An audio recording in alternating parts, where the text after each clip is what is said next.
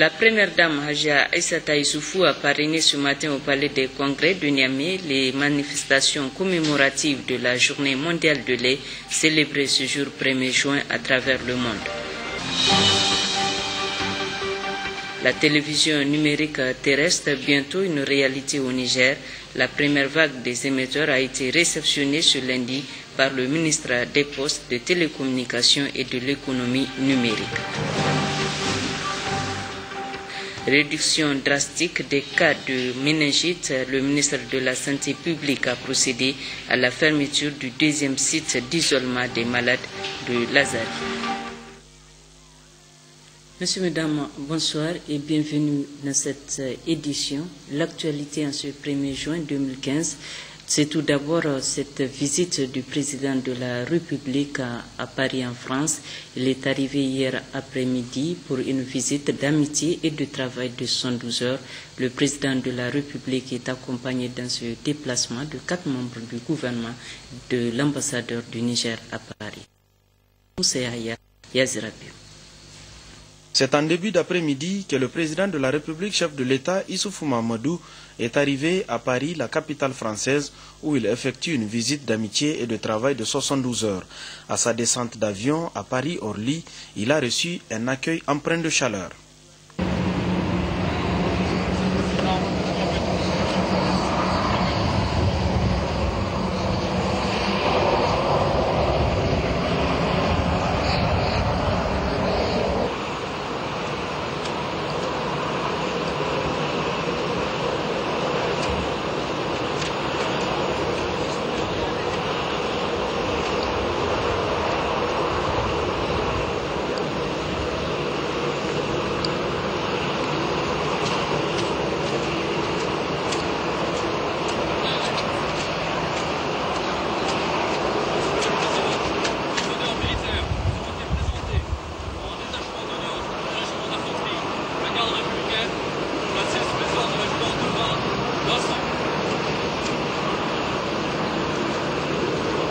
Ensuite, le président de la République, Issoufou Mahamadou, a été installé dans sa résidence dans la Selle Saint-Cloud, dans le département des Yvelines à Paris.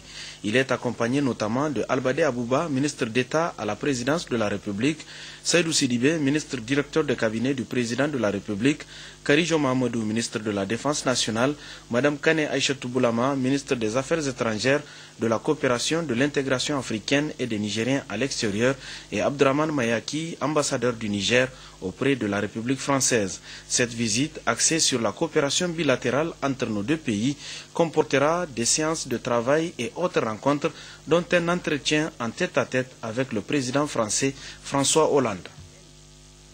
Retour au pays avec la poursuite à l'Assemblée nationale de la première session ordinaire, dite session de loi au titre de l'année 2015. Les députés ont examiné et adopté ce matin deux projets de loi. D'autres précisions avec Seine Soumaïla Ibrahim et Taïro Hassan. Pour sa dernière session plénière au titre de la première session ordinaire de l'année 2015, les honorables députés ont fait passer en journée deux projets de loi, à savoir la proposition de loi portant création d'une commission d'enquête parlementaire sur l'utilisation du Fonds d'accès universel, qui a recueilli 84 voix pour, 0 contre et 0 abstention, soit l'adhésion de toute la représentation nationale. Le second texte portant sur le projet de loi habilitant le gouvernement à prendre des ordonnances passe par 87 voix pour, 0 contre et 0 abstention, soit l'unanimité des parlementaires présents à son vote. Après 3 mois d'intenses travaux, nous sommes presque au terme de la première session ordinaire de l'Assemblée nationale au titre de cette année. 3 mois durant, vous avez, après des débats très riches, instructifs, parfois houleux, adopté l'ensemble des textes qui vous ont été soumis par le gouvernement. Vous avez aussi adopté des propositions de loi. C'est notamment le cas avec cette importante proposition de loi sur le VIH-Sida. Vous avez adopté des résolutions, c'est le cas ce matin. Vous avez fait des recommandations au gouvernement également. Ceci prouve, cela en est besoin, la vitalité de notre Parlement, le dynamisme de notre Parlement. Je voudrais, au nom du gouvernement, vous exprimer toute notre gratitude et notre reconnaissance. Honorables députés, je ne peux pas ne pas mentionner la sérénité qui est retrouvée au sein de notre Parlement. Et vraiment, nous vous saluons beaucoup pour cela. Excellence, Monsieur le Président de l'Assemblée nationale, honorable député, merci. Merci.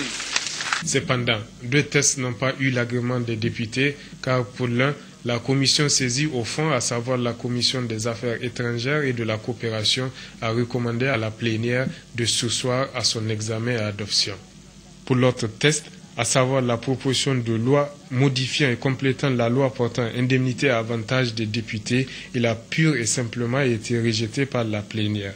Un dernier test est présentement en examen à l'hémicycle. Il a trait au rapport annuel d'exécution du budget 2014 de l'institution. Il constituera certainement le dernier test de cette première session ordinaire de l'Assemblée nationale au titre de l'année 2015 qui clôturera ses travaux demain après 3 mois. Oui, Seigneur, notez que ce test relatif au rapport annuel de l'exécution du budget de la dite institution a été examiné et adopté il y a quelques instants par les députés nationaux. Le monde entier célèbre ce jour, au 1er juin, la journée mondiale du lait. Au Niger, c'est le palais du 29 juillet qui a servi de cadre aux manifestations commémoratives présidées par le ministre de l'Élevage par intérim Medaji Alambay, en présence notamment de la marraine de l'événement, la première dame Haja Issata Issoufou, Jocelyne Amoussou Hadizamid. C'est indéniable que la filière lait est prometteuse au Niger. Il suffit de jeter un coup d'œil à l'exposition dressée au cours de cette 7e édition de la Journée mondiale du lait pour s'en convaincre. Différents types de lait, notamment de vaches, de chamelles, de chèvres et leurs produits dérivés, transformés en fonction des besoins des populations, est exposé au regard tel un triomphe. Des innovations comme tant d'autres, saluées par la marraine de l'événement, la première dame Aïssata Issoufou. Nous sommes vraiment rassurés de voir toutes les dispositions qui sont prises et tout l'engouement autour des produits laitiers et l'élevage en général. Donc là, nous avons constaté qu'il y a même un programme d'insémination des vaches, ce qui est très moderne, et c'est pris en charge par l'État du Niger dans le cadre de l'initiative 3N. Et donc, je pense que cette journée va permettre aux Nigériens de prendre conscience de toutes les dispositions que l'État du Niger prend pour renforcer les capacités de nos frères et sœurs qui sont dans le domaine de l'élevage et dans la filière laitière en particulier. Effort du gouvernement du Niger pour répondre au thème de cette édition. Développement de la filière lait locale, quel enjeu économique et défi pour le Niger? La journée mondiale du lait se tient à un moment où l'acquisition des produits laitiers en quantité et en qualité devient de plus en plus problématique sur le marché international, occasionnant ainsi des difficultés dans la couverture intégrale des besoins nationaux.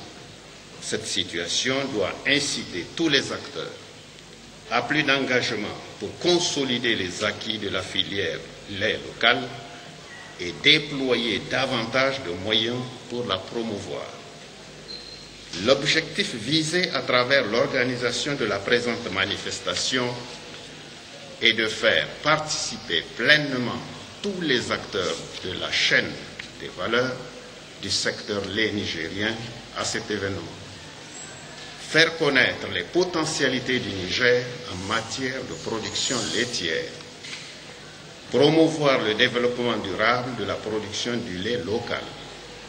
Soutenir les opérateurs économiques dans la production, la collecte et la transformation du lait local et enfin stimuler la consommation du lait sain local et des produits dérivés par toutes les couches sociales nigériennes.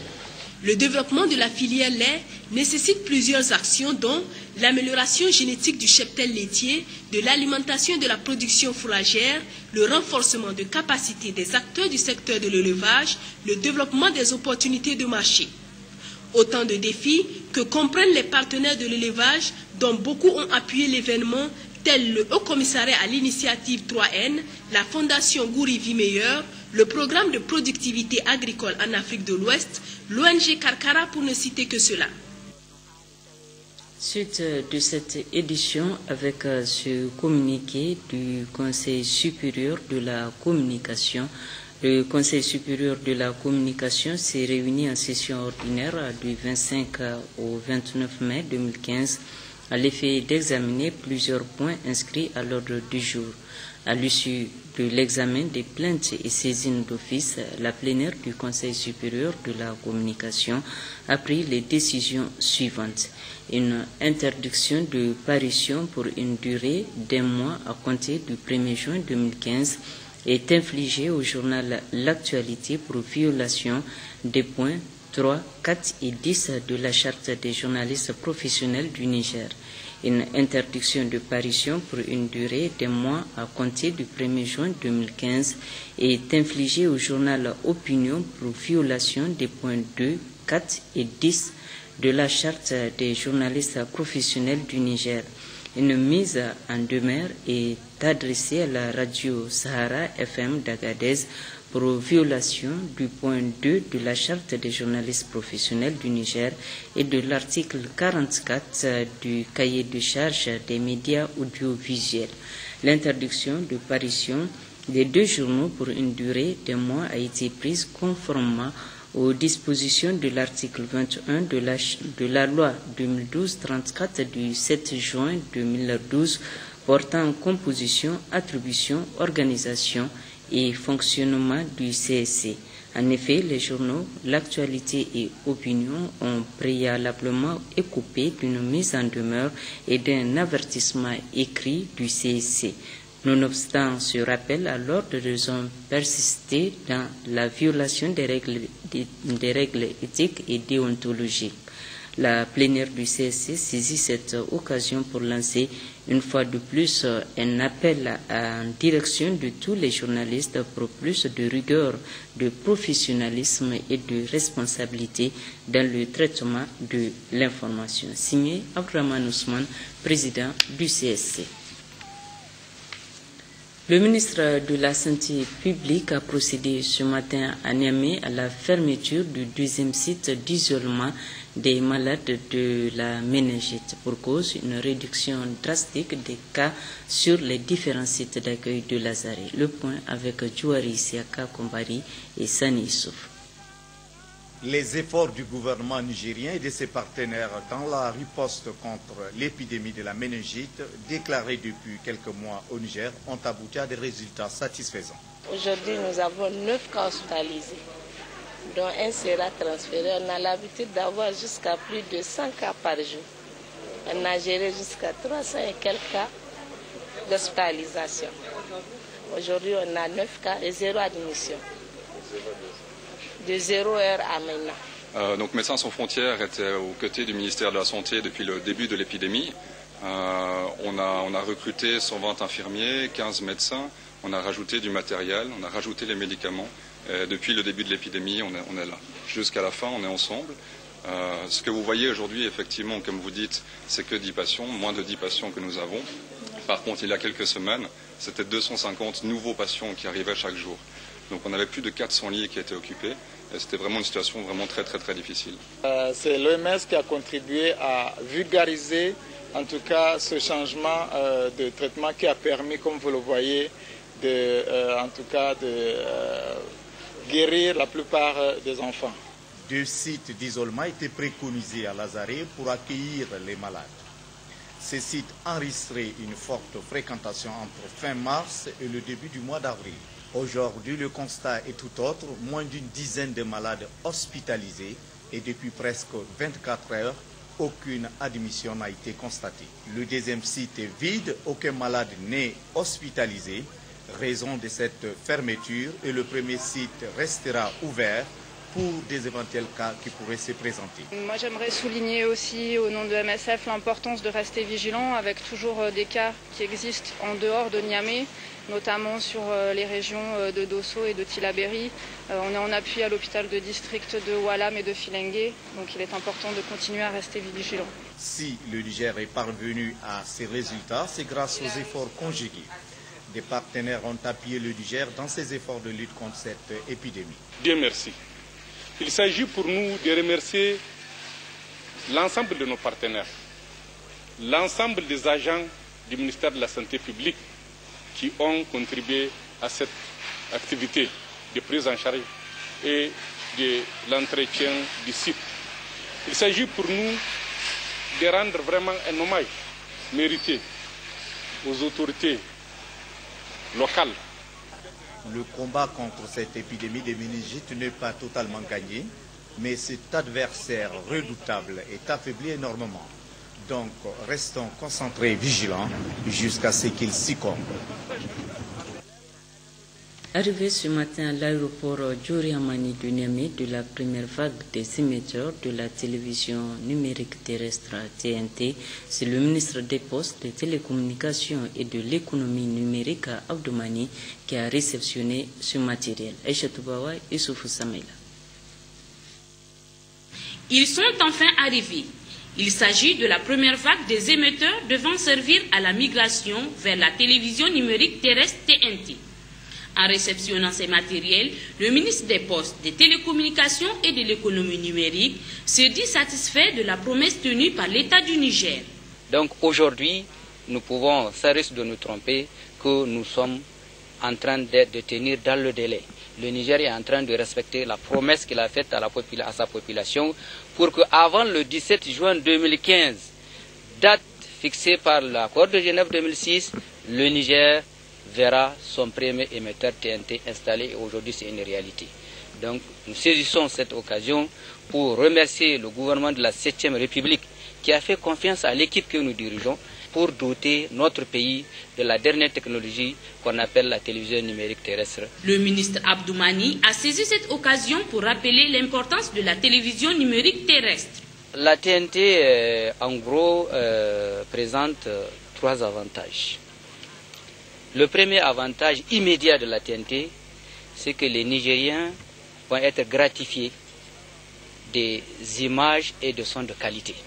Deuxième avantage, c'est que toutes les chaînes de télévision publiques ou privées qui émettent actuellement dans la ville de Niamey auront la possibilité d'émettre sur l'ensemble du territoire national et sur l'ensemble de la planète. Le troisième avantage de la TNT, c'est vraiment le dividende numérique. Le dividende numérique veut dire quoi? Actuellement, nous avons 12 chaînes de télévision et toutes ces chaînes de télévision et radio émettent chacune sur une bande de fréquence. Mais avec la TNT aujourd'hui, nous allons utiliser une seule fréquence pour transporter jusqu'à 25 chaînes de télévision. Or, au Niger, nous en avons 12. Mais les 12 fréquences-là, aujourd'hui, vont être transportées par une seule. Ça veut dire que nous aurons un gain d'au moins 11 fréquences. Et ces 11 fréquences-là qui vont être libérées vont être vendues aux opérateurs de la téléphonie pour faire ce qu'on appelle la 3G et la 4G. C'est-à-dire que les Nigériens auront de l'Internet très haut débit, plus rapide que ceux qu'ils ont aujourd'hui sur leur portable. La compagnie chargée du transport des matériels TNT se réjouit de la confiance placée en elle.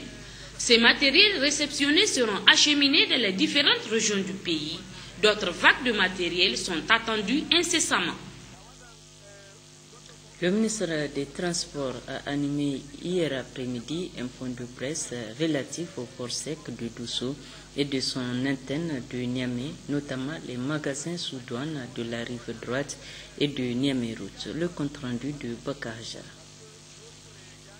Ce point de presse animé hier après-midi par le ministre Saleh Seydou lui a permis d'expliquer une fois de plus à l'opinion nationale le processus de création du port sec de Dosso et de son antenne de Niamey, notamment les magasins sous douane de rive droite et Niamey Route. Comme vous le savez, depuis le 10 janvier 2014, il a été lancé un appel d'offres international.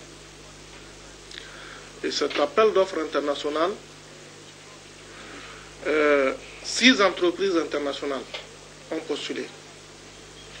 Sur les 6 entreprises internationales qui ont postulé, 4 entreprises ont été préqualifiées. Je dis bien préqualifiées.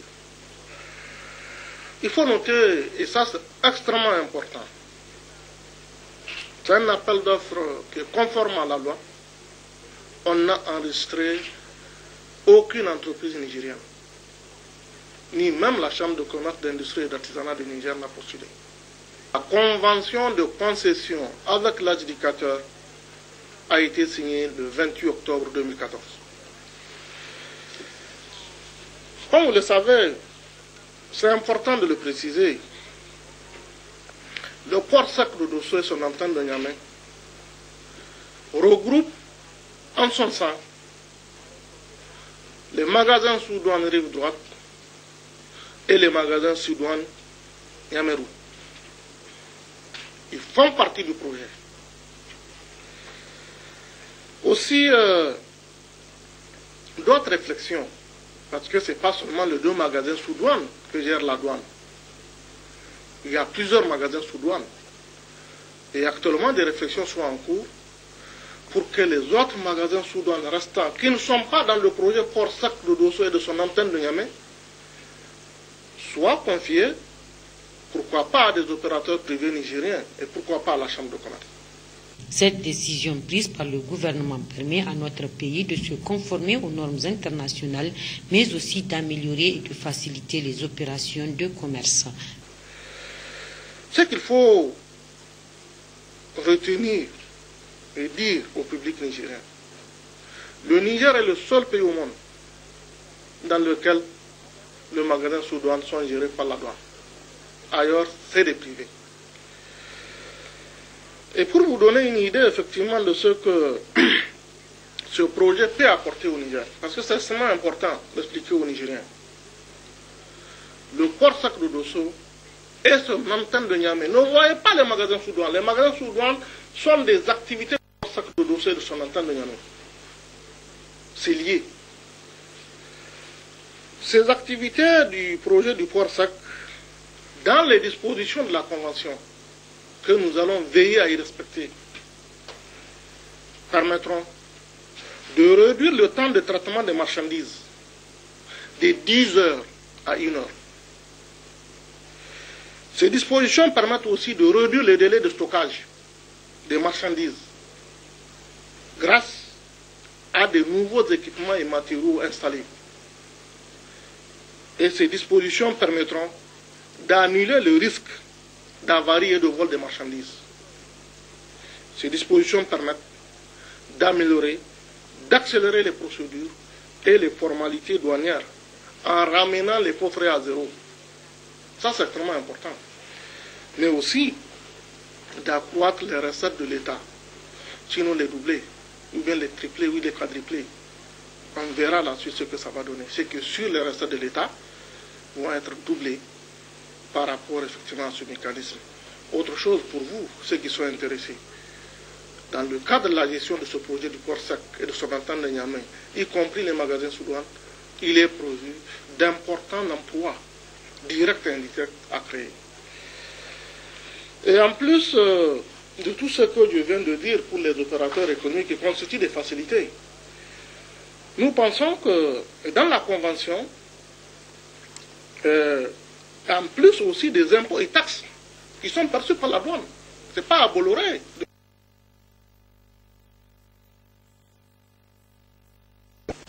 Mais comme la douane gère les magasins sous douane et comme la douane va gérer le port sec,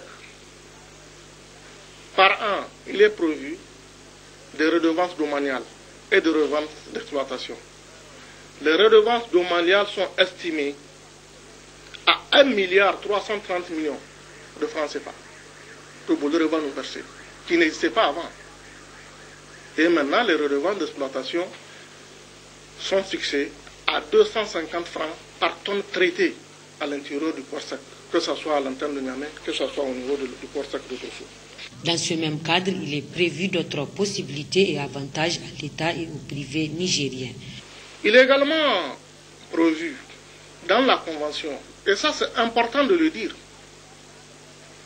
le projet port sec de Dosso et son antenne de Niamey est estimé pour un coût d'environ 20 milliards de francs CFA. Et la concession, avec un délai, la concession est prévue pour 20 ans. À l'intérieur de ce coût, il est prévu dans la Convention que les privés nigériens puissent participer à hauteur de 15% du capital. Et ce 15%, ce n'est pas la limite.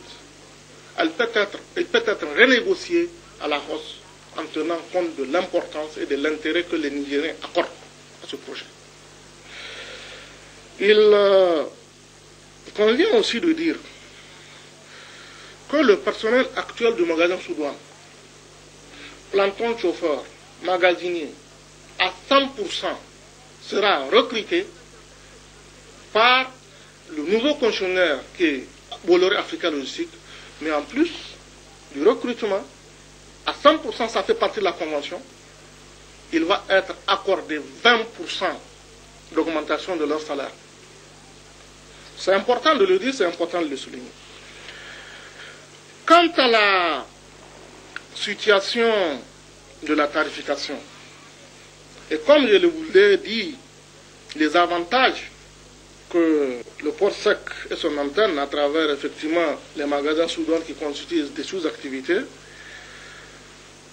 ça permet effectivement d'éliminer les faux frais. Ça permet aussi de réduire le délai de stockage, je l'ai tout à l'heure dit. Ça permet aussi de réduire le temps que les transporteurs vont passer.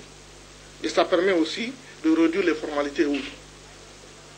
Mais avec tous ces avantages, nous, au niveau du gouvernement, au niveau de la tarification, nous avons pensé qu'à partir d'aujourd'hui, en attendant qu'une solution consensuelle soit trouvée, et ça c'est important, que nous puissions maintenir le statu quo actuel. Le statu quo actuel veut dire quoi? Que la gestion par les services des magasins Sous-Douane continue, en attendant de trouver des solutions consensuelles. Et d'ores et déjà, un groupe de travail va être mis en place et des réflexions sont en cours avec toutes les parties prenantes. Personne, aucun des acteurs ne sera exclu. Parce que même la Convention l'a prévu, à son article 28.12, qu'il peut arriver, en cas de conflit, que des dispositions soient prises pour que l'ensemble des acteurs se retrouvent pour trouver une solution consensuelle, un prix consensuel, un prix accepté par tous. Et nous allons y arriver. À travers cette opération initiée par l'État du Niger, le gouvernement entend créer les meilleures conditions pour la promotion et le développement du secteur privé nigérien.